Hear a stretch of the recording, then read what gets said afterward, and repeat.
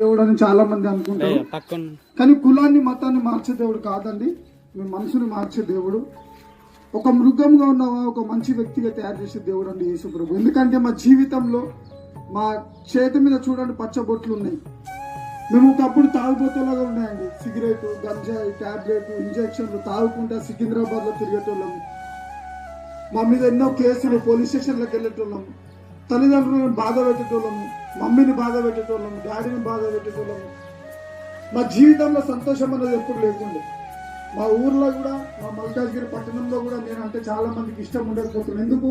నేను తాగేసి రోడ్లను తిరిగేటోని, గంజాయి తాగిపోతుంది, సిగరెట్, మందు, గంజాయి ప్రతిదీ తాగేటోని. నా జీవితంలో సంతోషం అనేది లేకుండే.